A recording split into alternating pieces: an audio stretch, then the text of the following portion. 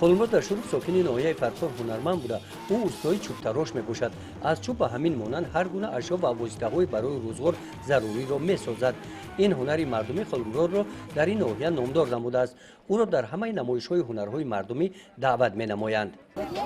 10 سال زیاد شده که همین کار کردیم سر کار همین هنرهای مردمی چوب تراشی و دست تراشی و همینطوری کارا دا مشغولیم. همین هنرهای مردمی قدیم روز بودیم. همین هنرهای دستی پدرم ای پدرم با مو موندگی پدرم با بچه‌اش با نواسش موندگی همین هنرهای مردم هنرهای خودمون.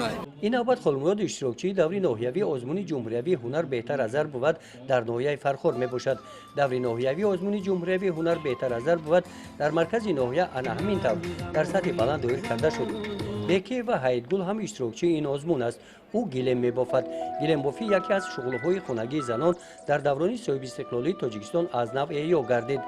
گلیم های بافته خاله هیدگل با ریشته های رنگ و برنگ زرد، سبز، سرخ و سفید بالای پوشهای اسبای چواندازان را زیب می‌دهد. این هنری مردمی گلیم بافی این ای دوره های قدیم گلیم بافی ما با بابامون با گلیم بافی و همین چی شغل داشتن ما هم دوام داده همون قبیله هامون هستیم. همین گلیم خرجین هم خیلی چیزا را میبافیم. فقط در دیها همین کارا استفاده میبرن. این که خیلی عیبی نمیره برای که همون کسب کاری همین بابایی همون دوام دیانده همون کلونا. در این آزمون از شهرک و دهات‌های ناحیه تشکیلات و مؤسسه‌ها جوانان و نفران سن و سال گوناگون هنرمندان اصیل اشتراک نمودند. مسئول مهنت دستی هنرمندان از نامگوی محصولات‌های گوناگون هنرمندی عبارت هستند. اعضایان هیئت کمیته تدارکاتی آزمون با نمایش هنرهای دستی هنرمندان از نزدیک شناس گردیدند. نزد هر یک هنرمند آمده عاید شرایط کاری و رشد منبع هنرهای دستی با آنها هم صحبت شدند.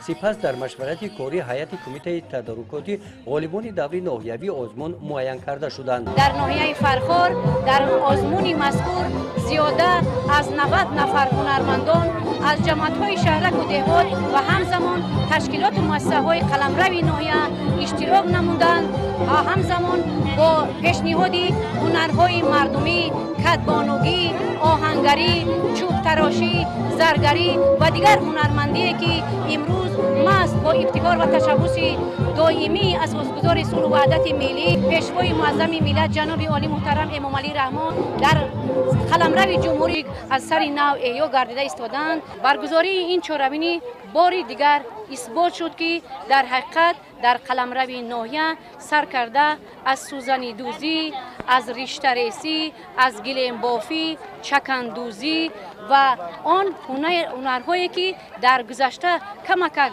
و قفامونی یعنی که رشد کردن ایستاده بودند امروز بار دیگر احیا گشتن آنها احساس کرده شده ایستاده است.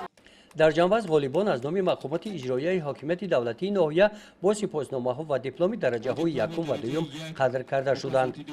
گزارش خواجه نظریف خدای نظر ظهوروف از ناحیه فرخار برای برنامه اطلاعاتی نوید. سپاسنامه به قنداوج یانگل از جماعت دهات دهقان‌آباد